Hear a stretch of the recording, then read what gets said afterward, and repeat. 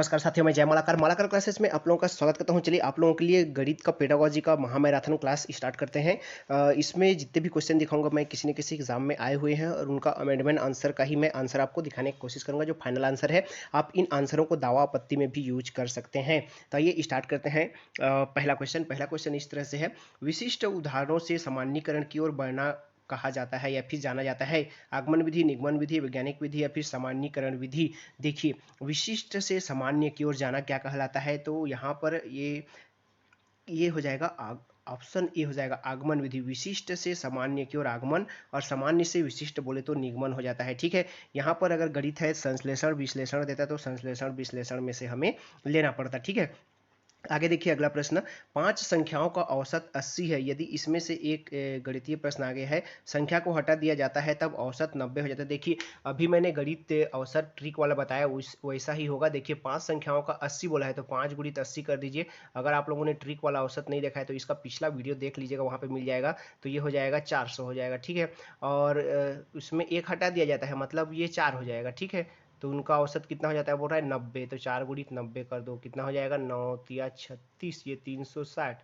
अब इन दोनों को घटा दो, 400 में 360 घटा देंगे तो हो जाएगा 40। तो यहाँ पे हो जाएगा ऑप्शन बी हो जाएगा। ठीक है, और आगे देखिए अगला, ए बटा बी बराबर सी बटा डी, और इस तरह से उसको अलग अलग डिवाइड किया हुआ है, इस तरह से दिखाया गया है। और इसमें बताया है कि हल करने की विधि, यह जो विधि है हल करने की कौन सी विधि है, संश्लेषण विधि, विश्लेषण विधि, आगमन विधि या फिर इसमें से कोई नहीं, 94 का, इस तरह से। तो यहाँ पर देख सकते हैं इसका जो सही आंसर है वो ऑप्शन ए है, इसको संश्लेषण विधि कहा जाएगा। ठीक है, संश्लेषण विधि कहा जाएगा। आगे देखते हैं अगला, अगले प्रश्न की ओर देखते हैं। निम्नलिखित में से किस क्षेत्रफल को प्रायः सभी समतल सतहों के क्षेत्रफल ज्ञात करने के लिए उपयोग किया जाता है। यहाँ पर दिया हुआ है कौन से क्षेत्रफल को सभी और बाकी जो सतह दिए हैं उनका क्षेत्रफल ज्ञात करने के लिए उपयोग कर सकते हैं करके बोला गया है यहाँ पे। ठीक है, देखिए प्रश्न को इस तरह से, तो देखिए यहाँ पर ऑप्शन ए त्रिभुज का क्षेत्रफल, आयत का क्षेत्रफल, समांतर चतुर्भुज का क्षेत्रफल या फिर वृत्त घेरे का। तो यहाँ पर जो है ऑप्शन ए हो जाएगा त्रिभुज का क्षेत्रफल। ठीक है, 95 का ऑप्शन ये सही हो जाएगा। आगे देखिए अगला प्रश्न, गणित की पाठ्यचर्या का मुख्य गुण है। देखिए, गणित के जो पाठ्यचर्या है उसका मुख्य गुण क्या है, महत्वाकांक्षी, सुसंगत, महत्वपूर्ण, गणित सीखना या फिर उपरोक्त सभी।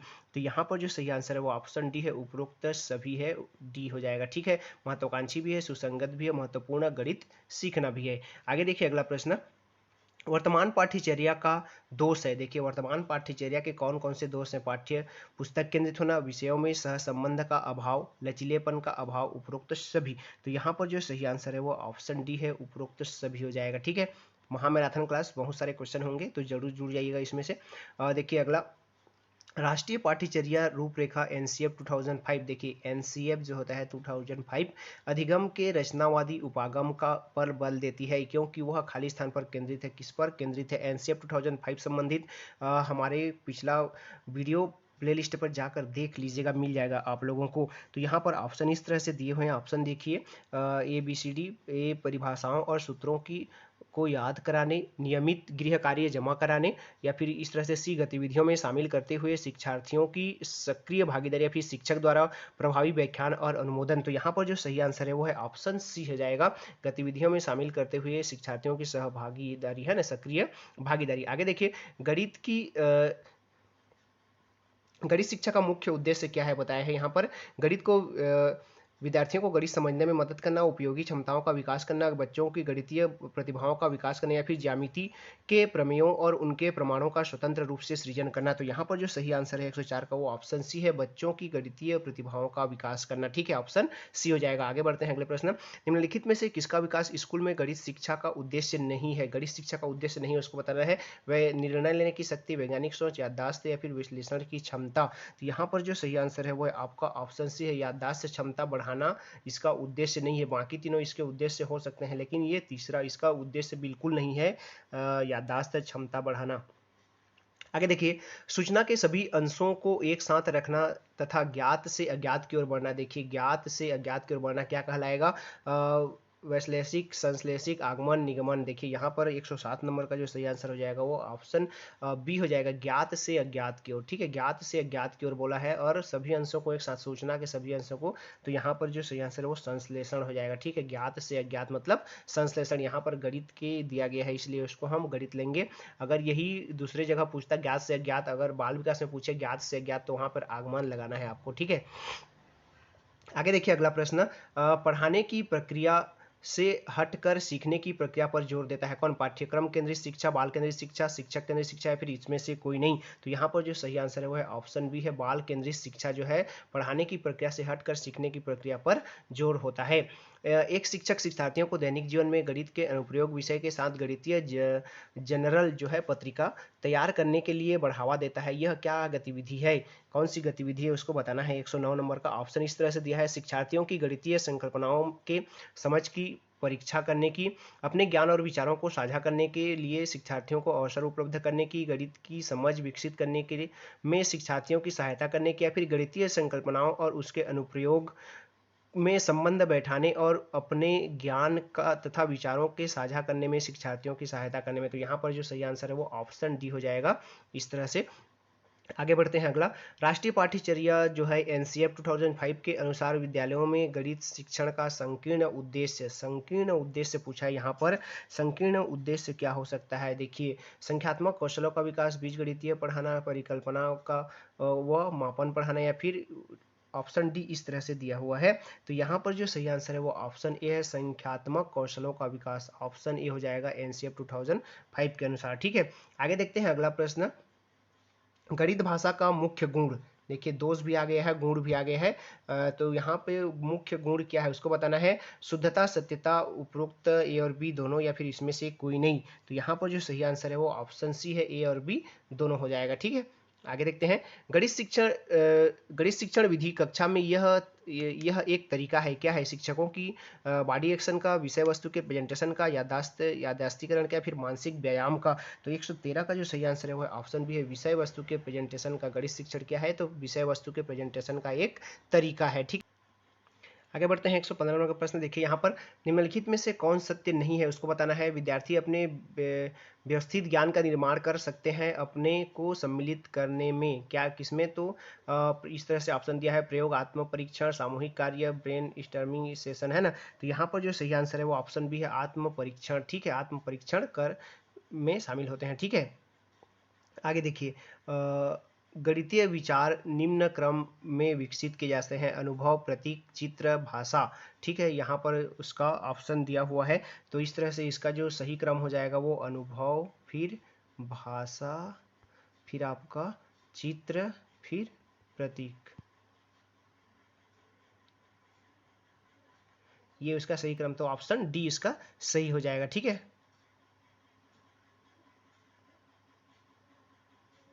आगे बढ़ते हैं अगले प्रश्न।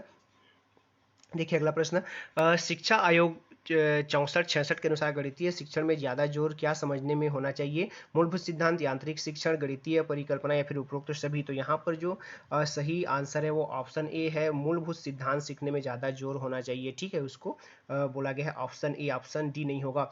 गणितीय शिक्षण में ज्ञात से अज्ञात की ओर चलें, ज्ञात से अज्ञात की ओर चलना क्या है? आगमन विधि, प्रेजेंटेशन, फिर इस तरह से दिया हुआ है। ठीक है, तो यहाँ पर जो सही आंसर लिया गया था वो ऑप्शन डी को लिया गया था। यहाँ पर ज्ञात से अज्ञात बोला है लेकिन गणित बोल दिया है, इसीलिए आगमन को नहीं लिया गया। किसको लिया गया है? ऑप्शन डी को लिया गया है। ठीक है, गेम एवं फ्यूज पजल्स गणित शिक्षण के उदाहरण है।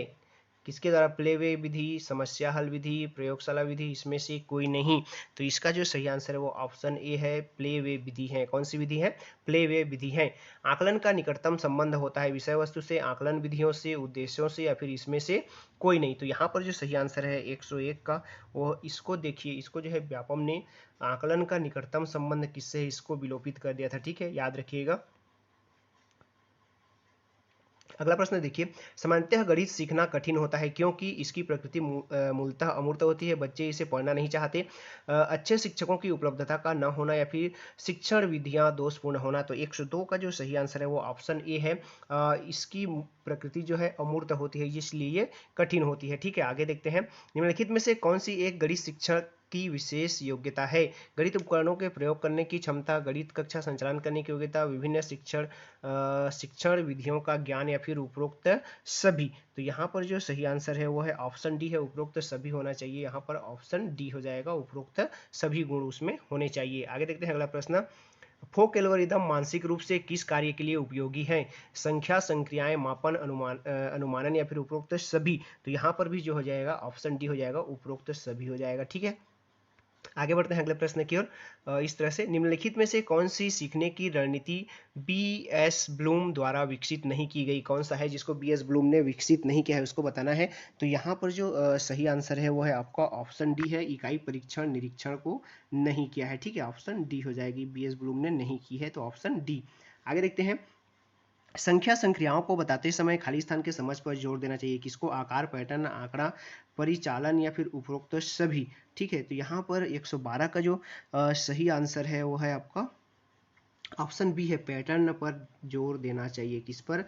तो पैटर्न पर जोर देना चाहिए। 112 का जो सही आंसर है वो है आपका ऑप्शन बी हो जाएगा। ठीक है, आगे बढ़ते हैं। दो संख्याओं का महत्तम समाप 8 है तथा निम्न में से कौन सी संख्या उनका लघुत्तम समाप नहीं हो सकता है? देखिए, 8 है बोला है और कौन सा नहीं हो सकता है बोला है, तो ये 8 चौक 32, इस तरह से आप कर सकते हैं। तो ये भी हो जाएगा, 68 56 भी होता है और 88 64, तो ये तीनों इसके आ रहे हैं।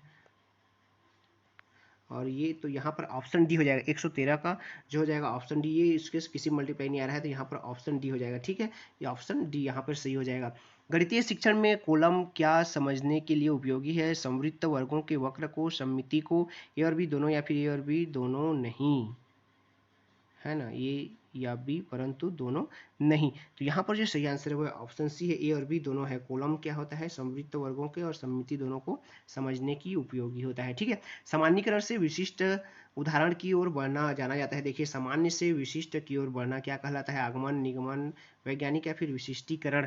तो 117 का जो सही आंसर है वो है ऑप्शन बी लिया गया है, यहाँ पर निगमन को लिया गया है। सामान्य से विशिष्ट की ओर जो है निगमन, और विशिष्ट से सामान्य होगा तो आगमन होता है। ठीक है, आगे बढ़ते हैं। अगला प्रश्न देखिए, यहाँ पर निम्नलिखित में से कौन सा कथन असत्य है, उसको बताना है। गणितीय अवधारणाएं अमूर्त होती है। गणित हमें प्रकृति के बारे में बताती है।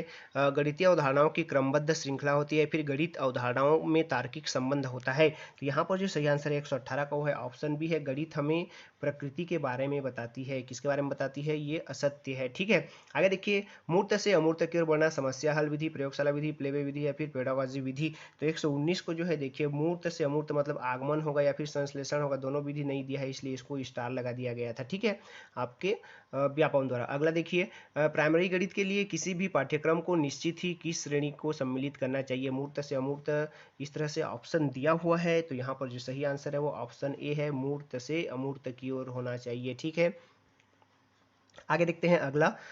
निम्नलिखित में से कौन सा अन्य से असंबंधित है, उसको बताना है। प्राकृतिक संख्याओं का योग, प्राकृतिक संख्याओं का गुणन,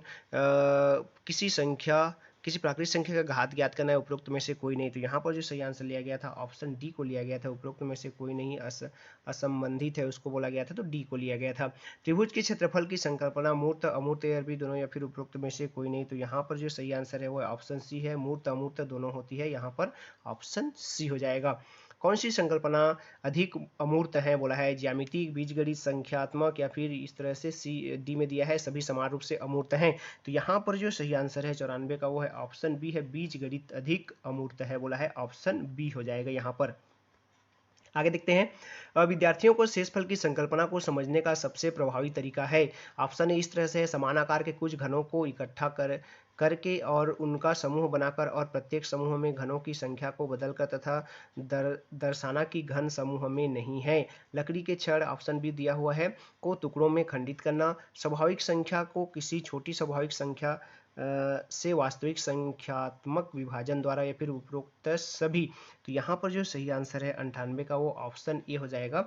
यहाँ पर देखिए 98 का जो है ऑप्शन ए ही हो जाएगा। ठीक है, 98 का ऑप्शन ए लगा लीजिएगा। आगे बढ़ते हैं अगले प्रश्न की ओर। देखिए, कक्षा स्तर के छात्रों को समझाने के लिए कौन सी संकल्पना अधिक कठिन है? विभिन्न संख्याओं के लिए संकेतों का उपयोग, संख्याओं की गणना करना, संख्याओं का उपयोग करना, उपरोक्त सभी।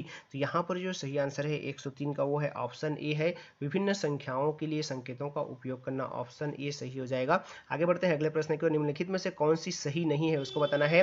अमूर्त संकल्पना संकल्पना प्राथमिक स्तर पर दिया जाना चाहिए, सामान्यीकृत संकल्पना को प्राथमिक स्तर पर विचार विमर्श करना चाहिए, स्वयं सिद्ध को प्राथमिक स्तर पर सिखाना चाहिए, फिर उपरोक्त सभी। तो यहाँ पर जो सही आंसर है वो आपका ऑप्शन डी हो जाएगा, उपरोक्त सभी हो जाएगा। यहाँ पर ऑप्शन डी को लिया गया है, यानी कि सब सही है। ठीक है, निम्नलिखित में से किसे गणितीय चिंतन की आवश्यकता हो सकती है? अंग्रेजी अध्ययन, हिंदी अध्ययन, सामाजिक विज्ञान अध्ययन या फिर उपरोक्त सभी।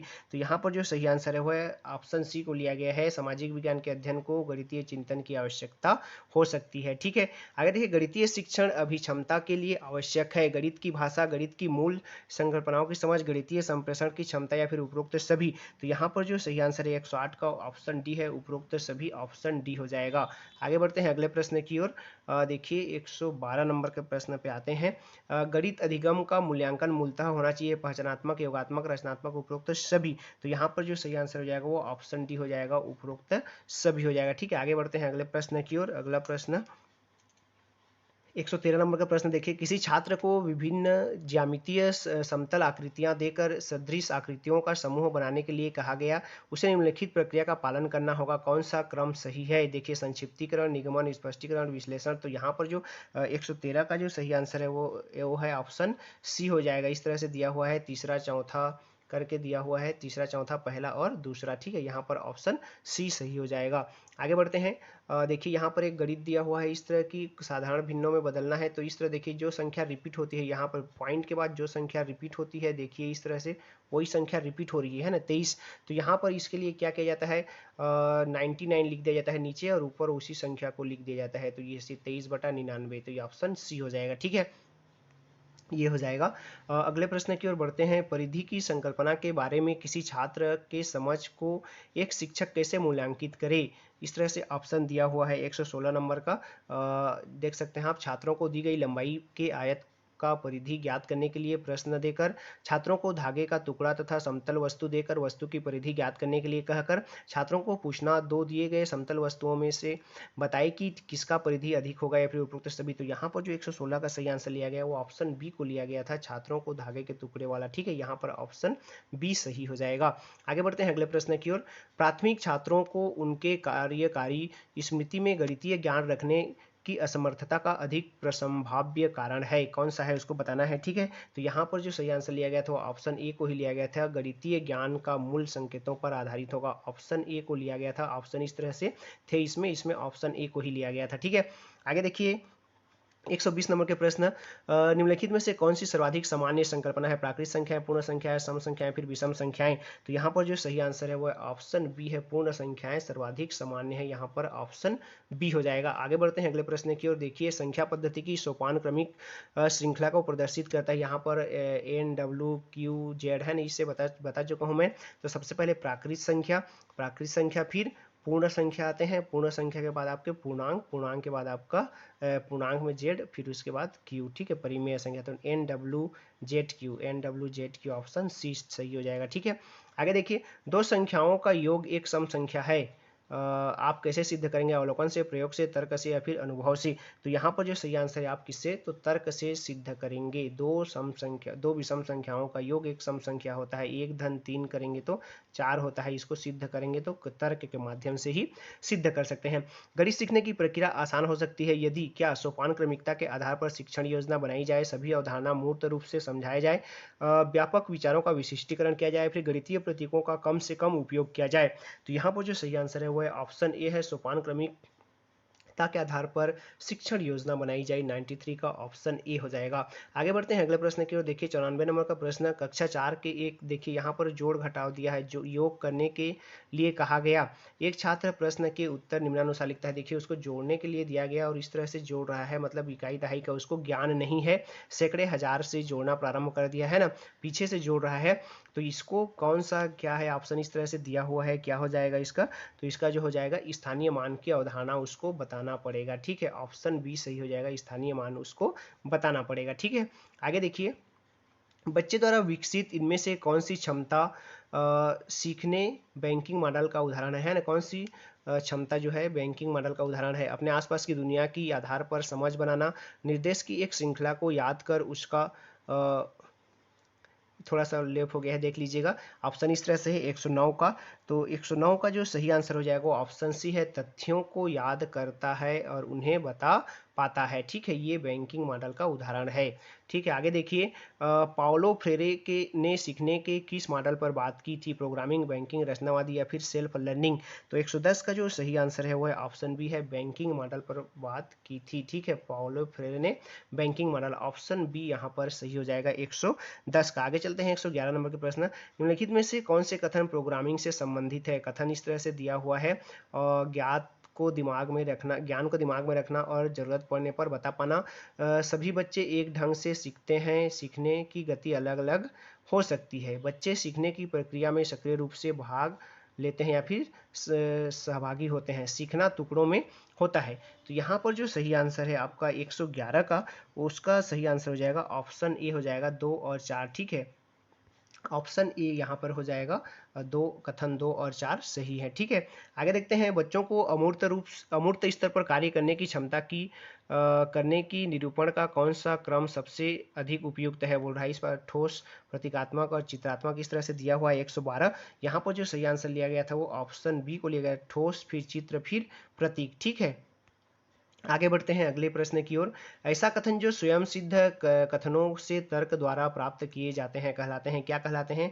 परिभाषित कथन, अपरिभाषित कथन, उपपत्ति या फिर प्रमेय? तो यहाँ पर जो सही आंसर है वो है ऑप्शन 113 का जो हो जाएगा ऑप्शन डी हो जाएगा, प्रमेय कहलाते हैं, है ना? तर्कों द्वारा प्राप्त किए जाते हैं उनको प्रमेय कहते हैं, ऑप्शन डी हो जाएगा। आगे देखते हैं। मिलते जुलते और बार बार होने वाले अनुभवों के आधार पर नतीजों तक पहुंचने वाली तरीके को कहा जाता है? व्यापक तर्क, विशिष्ट तर्क, निगमन तर्क या फिर आगमन तर्क? तो यहाँ पर जो सही आंसर है देखिए, अनुभवों के आधार पर, है ना? तो ये हो जाएगा आपका 114 का जो सही आंसर है वो आपका ऑप्शन डी है, आगमन तर्क कहलाता है। ठीक है, मिलते जुलते और बार बार होने वाले अनुभवों के आधार पर नतीजे तक पहुंचना है। ठीक है, तो ये आगमन हो जाएगा, ऑप्शन डी हो जाएगा 114 का। 115 देखिए। रचनावादी कक्षा में आकलन का उद्देश्य होता है, क्या होता है? बच्चों को सोचने के लिए प्रेरित करना, सीखने में उनकी मदद करना, वे किस तरह सोच रहे हैं यह समझने में शिक्षक की मदद करना, बच्चे को बताना कि वे क्या नहीं सीख पाए। इसको कूट में दिया हुआ है, तो इसका जो सही आंसर है वो है ऑप्शन ए हो जाएगा। ठीक है, ऑप्शन ए हो जाएगा, 1, 2 और 3 हो जाएगा। ठीक है, इसमें उद्देश्य होता है। ठीक है, आगे देखिए। सही कथन चुनिए। यहाँ पर सही कथन चुनना है आपको। गणित में अवधारणात्मक ज्ञान केवल शिक्षक के लिए जरूरी है। बच्चे को परिभाषा याद है, इसका अर्थ है उसे अवधारणा की समझ है। गणित सीखने के लिए बच्चों को प्रतीकात्मक ज्ञान होना ही पर्याप्त है। अवधारणा की समझ होने पर बच्चे हल करने की प्रक्रिया स्वयं ढूंढ सकते हैं। तो 116 का जो सही आंसर है वो ऑप्शन डी है, अवधारणा की समझ होने पर बच्चे हल करने की प्रक्रिया स्वयं ढूंढ लेते हैं। ठीक है, आगे देखिए। 1 किलोग्राम बराबर, तो 1 किलोग्राम बराबर 1000 ग्राम होता है। इस तरह के क्वेश्चन भी आपको पूछ सकता है।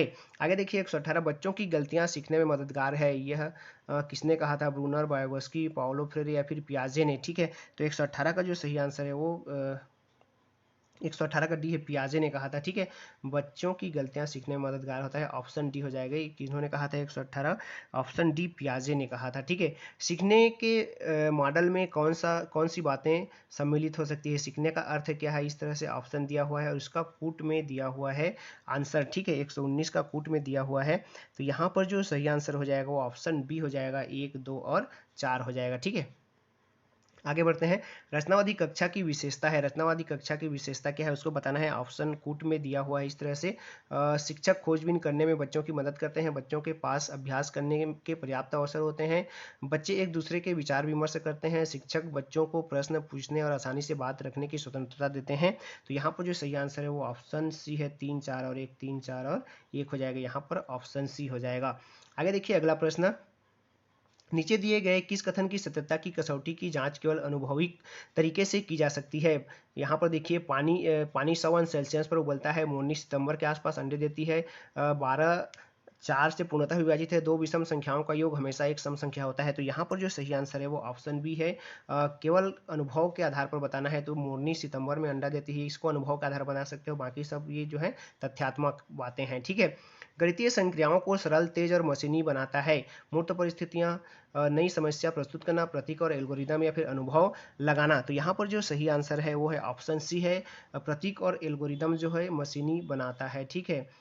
तेज, सरल, तेज और मशीनी बनाता है कौन? प्रतीक और एल्गोरिदम, ठीक है। आगे देखिए, अगर हम एक तरह की दाल पकाना जानते हैं तो इस तरीके से प्रेशर कुकर का इस्तेमाल करके हम अन्य दालों को भी पका सकते हैं। यह प्रक्रिया कहलाती है, क्या कहलाती है यह प्रक्रिया? तो यह प्रक्रिया कहलाती है व्यापीकरण कहलाती है। ऑप्शन सी यहाँ पर सही आंसर हो जाएगा। आगे बढ़ते हैं अगले प्रश्न की ओर। देखिए 86 नंबर का प्रश्न देखिए, ऐसी प्रक्रिया जो किसी कथन को सभी स्थितियों में सिद्ध करे कहलाती है। निगमन, आगमन, प्रक्रिया या फिर विश्लेषण, प्रायिकता या फिर विश्लेषण। तो 86 का जो सही आंसर है वो है आगमनिक, ठीक है। ऑप्शन बी हो जाएगी आगमनिक, 86 का ऑप्शन बी। आगे देखते हैं अगला प्रश्न 88 नंबर का। गणितीय प्रश्नों को हल करने से किसी व्यक्ति में निम्नलिखित में से कौन सी मानसिक क्षमता विकसित होते हैं? पैटर्नों और संबंधों को तलाशने की क्षमता, स्पष्ट तरीके से व्यक्त करने की क्षमता, तार्किक और क्रमबद्ध तरीके से सोचने की क्षमता या फिर उपरोक्त सभी। तो यहाँ पर जो सही आंसर है वो है ऑप्शन सी हो जाएगा, तार्किक और क्रमबद्ध तरीके से सोचने की क्षमता का विकास होता है। निम्नलिखित कथन में से किसका मतलब रटना है? बच्चे द्वारा बड़ों के बार बार कहानी दोहराने को कहना, बच्चे द्वारा किसी जानकारी को मशीनी तरीके से दोहराना, बच्चे द्वारा किसी जानकारी को अलग अलग तरीके से दोहराना या फिर उपरोक्त सभी। किसको आप रटना कहेंगे? तो रटना यहाँ पर क्या हो जाएगा? बच्चे द्वारा किसी जानकारी को मशीनी तरीके से बार बार दोहराना रटना कहलाएगा। यहाँ पर देखिए फिर रिवीजन वाला आ गया है, ठीक है, रिपीट वाला। तो यहाँ पर क्या करेंगे, नीचे में 99 लिख देना है और ऊपर में उस संख्या को लिख देना है इस तरह से। देखिए तो 132/99 जो आसपास होगा उसको लगा देना है। ये देखिए ऑप्शन ए हो जाएगा, ठीक है, लगा लीजिएगा। आगे बढ़ते हैं अगले प्रश्न की ओर। 98 प्रश्न देखिए, नीचे दिए गए सीखने के कौन से मॉडल बच्चों की परस्पर अंतःक्रिया से संबंधित है? बैंकिंग मॉडल, प्रोग्रामिंग मॉडल, रचनावादी या फिर उपरोक्त सभी। तो यहाँ पर देखिए बच्चों की परस्पर अंतःक्रिया सीखना, तो यहाँ पर रचनावादी, ऑप्शन सी हो जाएगा, ठीक है। ऑप्शन सी यहाँ पर हो जाएगा। आगे बढ़ते हैं अगले प्रश्न की ओर। देखिए यहाँ पर अगला प्रश्न इस तरह से आप लोगों के सामने, गणित पढ़ाने के संदर्भ में बैंकिंग मॉडल के तहत सही है क्या? कौन सा सही है उसको बताना है। कक्षा में कराए गए सवालों को या उन जैसे सवालों को बार बार हल कराएंगे। बच्चों को एक वक्त पर एक ही किस्म के सवाल देंगे। एक अवधारणा पर योजना बनाकर गतिविधि के द्वारा छानबीन कराएंगे या फिर उपरोक्त में से कोई नहीं। तो यहाँ पर जो सही आंसर है 100 नंबर का वो है आपका ऑप्शन डी है, उपरोक्त में से कोई नहीं, ठीक है। ऑप्शन डी हो जाएगा यहाँ पर। आगे देखिए अगले प्रश्न की ओर बढ़ते हैं। कब कहेंगे कि बच्चे कुछ कुछ अवधारणात्मक ज्ञान ग्रहण कर लिए हैं? सीखने की प्रक्रिया का ज्ञान होने पर, सीखे हुए प्रक्रियात्मक ज्ञान को विभिन्न परिस्थितियों पर लागू करने पर, अवधारणा का नाम और परिभाषा जानने पर, या फिर उपरोक्त में से कोई नहीं। तो यहाँ पर जो सही आंसर है वो ऑप्शन डी को लिया गया है, उपरोक्त में से कोई नहीं को लिया गया है, ठीक है। आगे अगले प्रश्न की ओर बढ़ते हैं। बच्चों के दिमाग में विचार बनाने की या अवधारणाओं के बीच नए संबंध बनाने की क्षमता होती है। इस क्षमता को सीखने के कौन से मॉडल से में स्थान नहीं दिया गया? बैंकिंग और प्रोग्रामिंग मॉडल, बैंकिंग और रचनावादी मॉडल, प्रोग्रामिंग और रचनावादी मॉडल, उपरोक्त में से कोई नहीं। तो यहाँ पर जो सही आंसर है वो है ऑप्शन ए है, बैंकिंग और प्रोग्रामिंग मॉडल हो जाएगा, ऑप्शन ए हो जाएगा। आगे बढ़ते हैं अगले प्रश्न की ओर। गणित की प्रकृति के विस्तृत प्रयोग के क्या कारण है? गणित को संक्षिप्त करना, गणित को स्पष्ट करना, गणित को एक शक्तिशाली संचार माध्यम बनाना या फिर उपरोक्त सभी।